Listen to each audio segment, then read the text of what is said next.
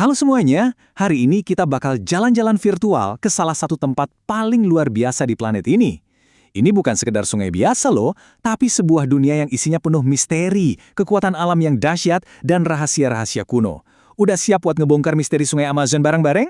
Yuk kita mulai!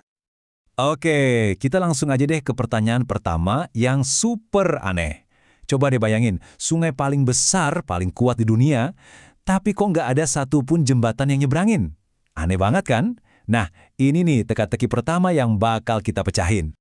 Pertama, biar kita kebayang segede apa sih Amazon ini, panjangnya itu sekitar 6.800 km. Itu tuh sama aja kayak kamu pergi dari Jakarta ke Tokyo, terus dari Tokyo balik lagi, tapi mampirnya di Manila. Wah, bener-bener raksasa. Terus lebarnya. Nah, ini bagian yang paling gilanya. Waktu lagi musim hujan, lebar Amazon itu bisa sampai hampir 50 km. Itu lebih lebar dari jarak Jakarta ke Bogor loh. Gimana coba mau bangun jembatan di atas lautan air tawar yang ukurannya bisa berubah-ubah gitu? Dan ini nih fakta yang paling bikin melongo. Dari semua air tawar yang ngalir di seluruh sungai di dunia, 1/5-nya atau 20%-nya itu ada di sini, di Amazon. Coba bayangin kekuatan sebesar apa yang dorong air sebanyak itu tiap detiknya. Dahsyat banget. Jadi intinya tuh bukan karena teknologinya nggak mampu ya, tapi ini gabungan dari tantangan alam yang luar biasa besar sama alasan-alasan praktis. Tepi sungainya itu lembek banget, gampang longsor, terus penduduk di sekitarnya juga jarang. Dan yang paling penting, sungainya itu sendiri udah jadi semacam jalan tol alami yang super efisien buat transportasi pakai perahu. Oke, dari soal jembatan, kita pindah ke misteri yang nggak kalah seru. Perebutan gelar ababi. Sungai mana sih yang sebetulnya paling panjang di bumi? Apakah Amazon atau saingannya Sungai Nil? Selama ini kan kita semua belajar di sekolah kalau Sungai Nil itu juaranya, yang terpanjang. Data yang ada sekarang pun masih nunjukin itu. Tapi gimana kalau ternyata selama ini kita salah ngukur titik mulainya Amazon? Ada penemuan baru soal sumber asli Amazon yang bisa mengubah semuanya dan nulis ulang semua buku geografi di dunia. Dan tahu nggak, saat kita lagi ngobrolin ini, ada sebuah tim ekspedisi internasional yang lagi kerja keras di lapangan buat ngukur panjang asli sungai Amazon. Mereka mulai dari sumber baru yang ditemukan, namanya Sungai Mantaro di Peru.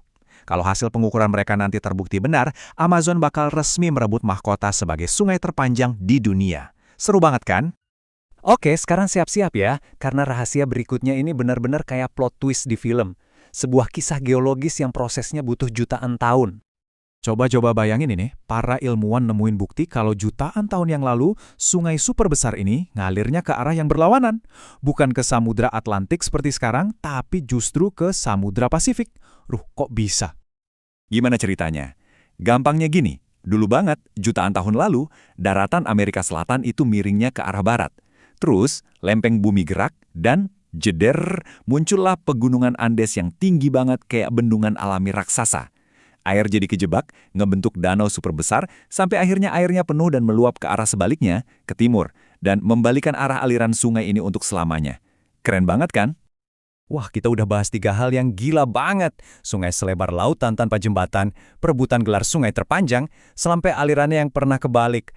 Kalau saya pribadi sih, fakta alirannya pernah kebalik itu yang paling bikin bingung. Kalau kalian gimana?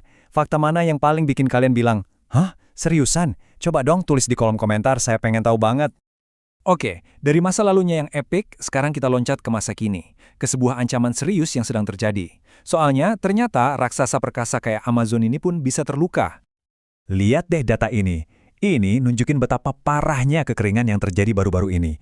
Di salah satu anak sungai terbesarnya, Rio Negro, tinggi permukaan airnya anjlok sampai beberapa meter.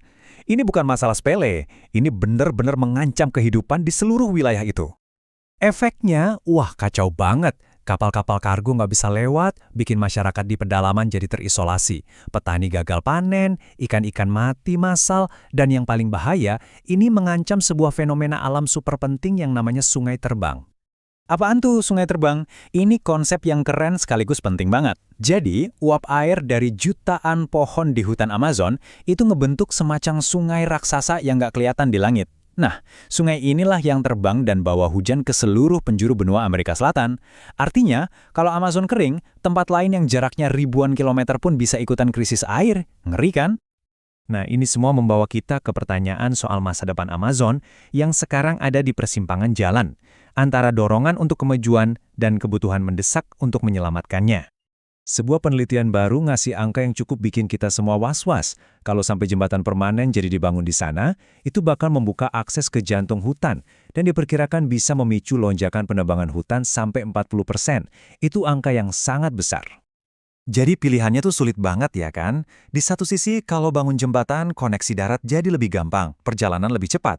Tapi risikonya hutan bisa habis dibabat. Di sisi lain kalau nggak ada jembatan, hutan lebih terlindungi, iklim global terjaga. Tapi masyarakat di sana tetap bergantung sama transportasi air. Bener-bener pilihan yang rumit. Dan ini membawa kita ke pertanyaan terakhir yang paling penting buat kita semua. Amazon itu sering disebut paru-parunya dunia, dan masa depannya itu juga tanggung jawab kita semua. Jadi, gimana caranya kita bisa menyeimbangkan antara kebutuhan manusia untuk maju dengan kewajiban kita buat menjaga salah satu ekosistem paling vital di planet ini? Pertanyaan ini jelas gak ada jawaban gampangnya. Nah, sekarang saya mau tanya ke kalian. Menurut kalian apa sih yang harus kita lakukan? Apa ada jalan tengahnya? Yuk kita lanjutin obrolan penting ini di kolom komentar. Terima kasih banyak udah menyimak.